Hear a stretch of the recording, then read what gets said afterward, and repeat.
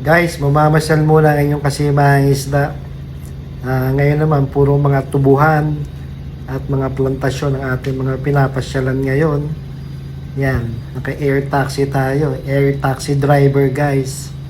So, hindi muna isda yung ating hinahanap ngayon, kundi yung mga planta ng sugar mill dito sa Negros. Ayan, guys. So,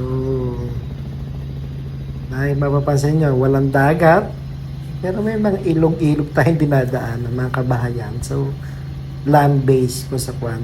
Habang tambay tayo dito sa Pinas, may konti pinagkakaabalahan din naman. Ayun yung kasi mangis na. Nakakamiss lang po talaga na lumipad, sumama sa lipad, or makapasyal man sa ibang lugar dito sa Pilipinas. Kahit pa paano naging current tayo dito sa liparan sa Pilipinas. Nakakamiss din talaga Pero sana nakadarating ang time, dito nyo na ako makikita lumipad sa Pilipinas.